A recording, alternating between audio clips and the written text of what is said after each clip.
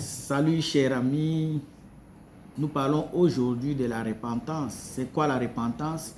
La repentance, c'est revenir à Dieu, revenir à Jésus-Christ, revenir à lui et décider de marcher uniquement selon sa volonté. Ce mot repentance a malheureusement disparu de plusieurs prédications et même au sein de certains croyants.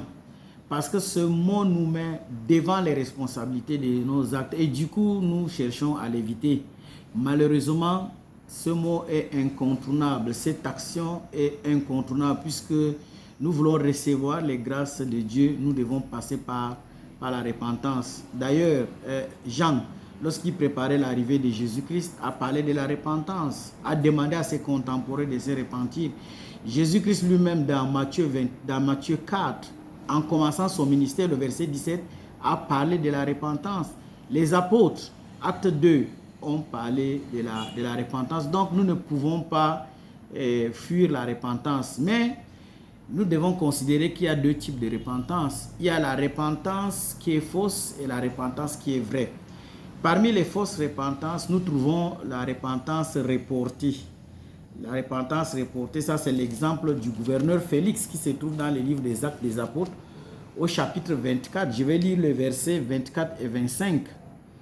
Quelques jours après, Félix vint avec Drusille, sa femme, qui était juive, et il fit appeler Paul. Il l'entendit sur la foi en Christ. Mais comme Paul discourait sur la justice, sur la tempérance et sur le jugement à venir, Félix effrayé dit, pour le moment, retire-toi. Quand j'en trouverai l'occasion, je te rappellerai. La Bible nous dit que la repentance, c'est maintenant, c'est tout de suite, il n'y a pas du temps. Mais le gouverneur Félix a fait ce qu'on appelle la repentance renvoyée, rapportée. Ce n'est pas une bonne repentance. La deuxième catégorie de repentance, c'est ce que nous appelons la repentance temporaire, qui a pour socle, pour base, les émotions du moment. C'est-à-dire que face à un événement, face à un prédicateur, nous nous mettons, nous acceptons Christ, nous nous faisons baptiser, nous décidons de marcher selon sa volonté, mais quelques instants après, nous oublions. C'est l'exemple typique de ceux qui sont face aux conséquences de leurs actes. Par la peur, ils se repentent, mais après, lorsque ces conséquences disparaissent ou n'arrivent pas, ils ne sont plus repentis. Même chose comme des élèves. Pendant cette période de préparation des examens, des concours, ils sont des vrais chrétiens. Mais lorsque les résultats vont sortir, on ne les trouvera plus sur la voie du Seigneur. Donc ça, c'est aussi une fausse repentance. La troisième repentance qui est fausse, c'est la quasi-repentance. Et là, c'est l'exemple typique du roi Agrippa qui se trouve dans le livre des Actes des Apôtres au chapitre 26. Je vais lire les versets 27 et 28. Voici ce qu'il est écrit. « Crois-tu au prophète, roi Agrippa? Je sais que tu y crois. » Et Agrippa dit à Paul, « Tu vas bientôt me persuader de devenir chrétien. » Tu vas bientôt me persuader de devenir chrétien, mais pas d'être chrétien.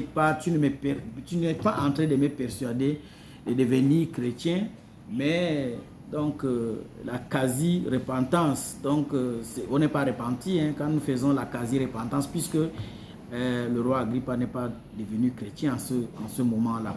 Donc ce sont des fausses repentances. La Bible dit, chers amis, que les bontés de Dieu nous poussent à la repentance.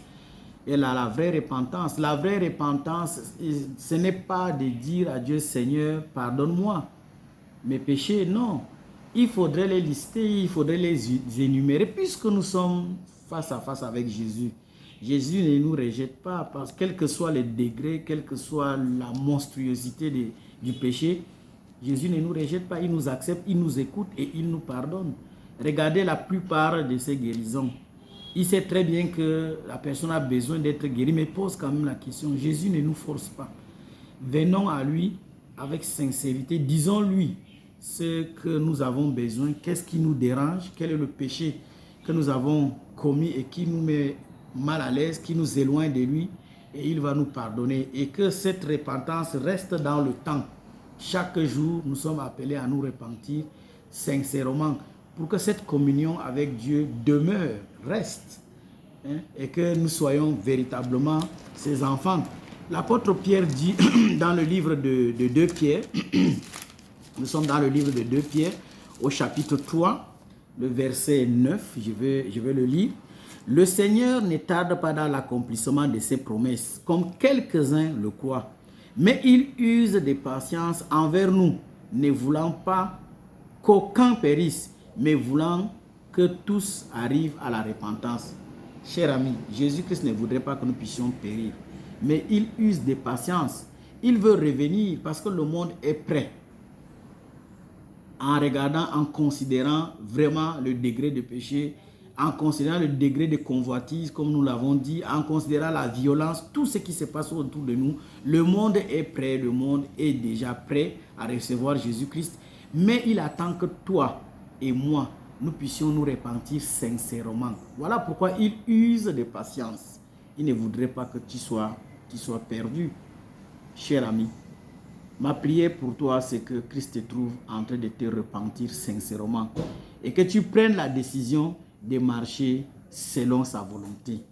Et lorsqu'il reviendra dans sa gloire, toi et moi, par sa grâce, nous allons monter dans les airs et vivre la félicité avec lui lorsqu'il va rétablir toutes choses. Que l'Éternel te bénisse.